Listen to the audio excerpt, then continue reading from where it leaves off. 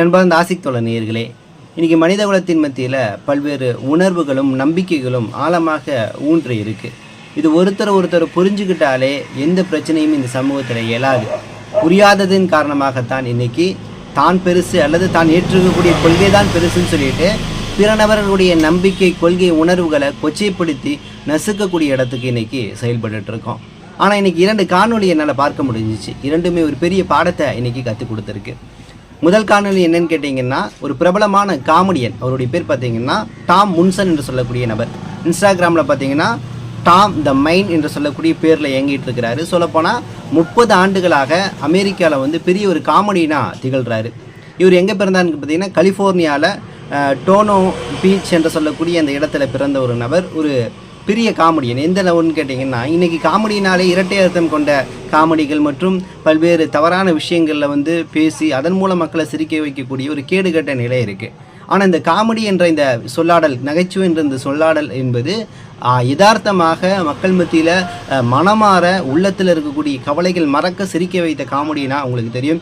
Charlie சாப்பின் comedy ஆகட்டும், mister been ஆகட்டும், இன்னும் பழைய காலங்களில் நாகேஷ் காமெடி கூட சில இடங்களில் ஒரு நல்ல யதார்த்தமான காமெடியை வெளிப்படுத்தும். எந்தளவுனா தங்களை தாங்களே கீழே விழுந்து எழுந்து போன்ற தவறான விஷயங்களை தாங்க செய்து அது சரி செய்வது போலன்னு சொல்லிட்டு இந்த காமெடி எல்லாமே என்ன ஆகும்னா இரட்டை அர்த்தம் கொண்டு மக்களை தீய வழியில் இல்லை கெட்ட விஷயங்களை போதித்து டபுள் மீனிங்கில் பேசி மக்களை சிரிக்க வைக்கிறது என்ற நிலை இல்லாமல் நல்ல நிலையில் இருக்கும். அந்த வரிசையில் கடந்த 30 ஆண்டுகளாக டாம் முன்சன் என்று சொல்லக்கூடிய நபர் காமெடி பண்ணிகிட்டு இருந்திருக்காரு. அதே போல் சி வேர்ல்டு என்று சொல்லக்கூடிய ஒரு பெரிய நிறுவனம்.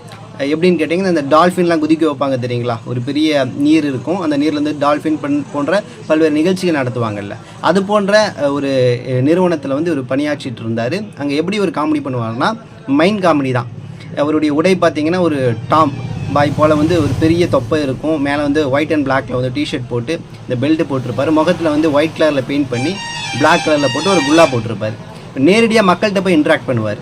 எப்படின்னா பேசவே மாட்டார். அவங்கள்ட்ட இருக்கக்கூடிய பேகை எடுத்துகிட்டு போகிறது, திடீர்னு அவங்க கூட போய் பேசுகிறது, திடீர்னு அவங்க பிள்ளை இருக்காங்க கூட்டிகிட்டு போகிறாங்கன்னா அவங்க கேஷுவலாக நடந்து போவாங்க, அவங்க பிள்ளையை அப்படியே தூக்கிட்டு போகிறது அப்படின்னு சொல்லிட்டு இப்போ அவங்க நடக்கிற மாதிரி நடந்து காட்டுறது, அவங்க எப்படி நடக்கிறாங்களோன்னு சொல்லிட்டு. ஆனால் அங்கே இருக்கக்கூடிய மக்கள்லாம் ரொம்ப ரசித்து பார்ப்பாங்க. இவருக்கு இன்ஸ்டாகிராமில் பல மில்லியன் ஃபேன்ஸ்லாம் இருக்கிறாங்க.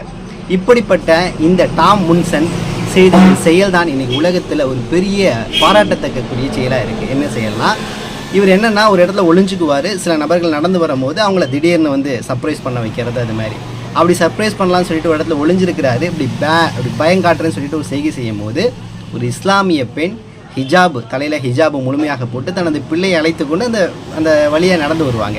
அப்போ இவங்க என்ன பண்ணுவாங்கன்னா, இப்படி கையை காட்டிட்டு எட்டி பார்ப்பாங்க. ஹிஜாப் போட்ட பின்னாடி அவங்களுடைய ரியாக்ஷன் எப்படி இருக்கணும், தப்பு செய்யக்கூடாது, அவங்கள்ட்ட இது செய்யக்கூடாதுன்னு சொல்லிட்டு அவங்க கிராஸ் பண்ணும்போது இப்படி திரும்பி எட்டி பார்த்துட்டு அஸ்ஸலாமு அலைக்குங்கிற மாதிரி அவருடைய ரியாக்ஷன் ரொம்ப கண்ணியமாக இருக்கும். ஏன் இதை நான் சொல்ல வரேன்னு கேட்டிங்கன்னா, அதற்கு அடுத்த வீடியோலேயே அவர் என்ன பண்ணுவார்னா, ஒரு கணவன் மனைவி வருவாங்க. எப்பயும் அவருடைய காமெடியோடைய யதார்த்தங்கள் அடிப்படையில் அந்த மனைவி நின்று இருக்கும்போது திடீர்னு ஒரு கணவன் இருந்து அந்த மனைவி கையை பிடிச்சி இவர் யதார்த்தமாக அப்படி கூப்பிட்டு போவார், தெரியாமல் பிடிச்சிட்டு கூப்பிட்டு போகிற மாதிரி. அவங்க கணவன் சிரிப்பாங்க. இது யதார்த்தமாக ஒரு காமெடிக்காக பண்ணுறது. இது அவர் யதார்த்தமாக மக்கள் மத்தியில் போய் பண்ணுறாரு. பிரபலங்கள் கிடையாது, சாமானிய மக்கள் மத்தியில்.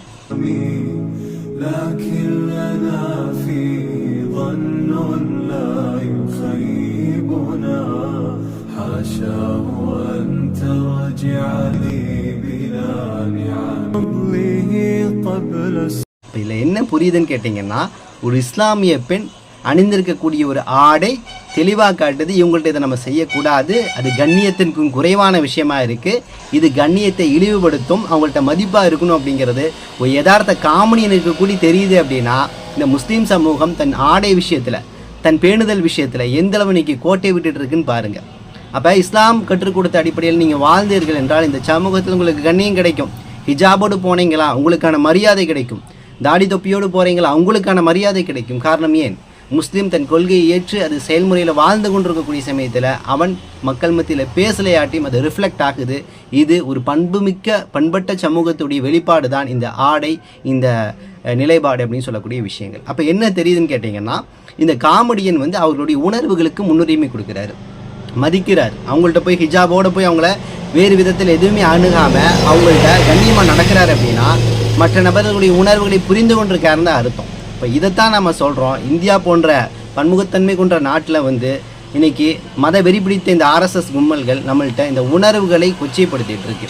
அவனுடைய உணர்வை நம்ம மதிக்கணும். எந்த அளவுன்னா, மாட்டுக்கறி அவனுக்கு பிடிக்கலையா, நான் மாட்டுக்கறி சாப்பிட்றேன், அப்போ அவன் முன்பு சாப்பிடுவதை தவிர்த்து கொள்ள வேண்டும்.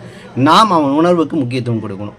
இஸ்லாமியர்கள் பன்றிக்கறி சாப்பிட மாட்டாங்களா, அவர்கள் இவர்கள் முன்னாடி சாப்பிட்றத தவிர்த்து கொள்ள வேண்டும். அப்போ அடிப்படையில் ஒருத்தர் உணர்வையும் மதிக்கணும். அந்த உணர்வை என்ன பண்ணணும்னா, அவனுடைய உணர்வை தூண்டும் விதமாக, கேவலப்படுத்தும் விதமாக நடக்கவும் கூடாது அப்படிங்கிறது தான் இது ஒரு முன்னுதாரணமாக இருக்குது. அப்போ இந்த ஒரு விஷயம். அப்போ இந்த தொடுதல் என்ற விஷயங்கள் கூட ஹிஜாபோடு இருக்கும் போது ஒரு நபர் தொட அல்லது அவர்களை காமெடி செய்யக்கூடிய மறுத்து ஒதுங்கிக் கொள்கிறார். அப்படி இன்னொரு காணொலிக்கு வாங்க. இந்த காணொலி கிட்டத்தட்ட யமன் ஹவுதிகளுடைய பகுதியில் தான் நடந்திருக்கும். யமன் சனா போன்ற நகரங்களில் ஒரு பட்டமளிப்பு விழா போல் சிறுவர்களுக்கான ஒரு நிகழ்ச்சி, ஒரு பாராட்டு விழா. இப்போ அதில் ஒரு பிள்ளை போகுது. அங்கே இருக்கக்கூடிய, ஏன்னா ஹவுதின்னு ஏன்னு சொல்கிறேன்னா, அவங்க உடையெல்லாம் பார்த்தீங்கன்னா அந்த பழங்கால பழங்குடி ஹவுதிகள் போல் அந்த ஆடை அணிஞ்சிருப்பாங்க. அந்த கத்தியெல்லாம் வச்சு அந்த ட்ரெஸ்லாம் பண்ணியிருப்பாங்க. அப்போ அந்த பிள்ளை போய் ஒரு அவார்டு கொடுக்குறாங்க, வாங்க போகும்போது கை கொடுக்குறாரு அந்த பெரியவர் ஒருத்தர். அந்த சின்ன பிள்ளை அல்லது ஒரு 10-12 வயசு தான் இருக்கும். கை கொடுக்க மறுத்துட்டு சலாம் சொல்லி நெஞ்சில் போய் கை வைக்கிது அந்த பிள்ளை. அப்போ இந்த பழக்கம் எங்கேருந்து வந்திருக்கும்? அடிப்படையில் அவர்கள் குடும்பத்துக்கு நான் பாராட்டு சொல்லணும், நல்ல பெரிய ரகமத்தை கொடுக்கணும். குழந்தைக்கு அந்நிய ஆண்கள்கிட்ட கை கொடுக்கக்கூடாது அப்படிங்கிறத, அதாவது மகரம் இல்லாத யார்ட்டையும் கை கொடுக்கக்கூடாது அப்படிங்கிறத அடிப்படையிலேருந்து கற்றுக் கொடுத்துருக்காங்க. இதே வயது ஒத்து இருக்கக்கூடிய இன்னொரு பெண் கை கொடுக்குது அப்படின்னா அது தவறு, அது ஹராம் அப்படின்னு நம்ம சொல்ல வரல. ஒரு குறிப்பிட்ட வயது இருக்குது, அந்த வயது வரையும் என்ன பண்ணலாம், சின்ன பிள்ளைகள் பிரச்சனை கிடையாது. ஆனால் அந்த நிலைக்கு, அந்த பக்குவத்திற்கு அந்த குழந்தையை வளர்த்துருக்காங்க பார்த்தீங்களா. நிச்சயமாக இந்த பக்குவம் என்பது ஒரு பெரிய பாராட்டத்தக்க பக்குவம். இந்த நான் சொன்ன இந்த காணொலி இதெல்லாம் பரவிட்டு இருக்கக்கூடிய ஒரு காணொலி தான்.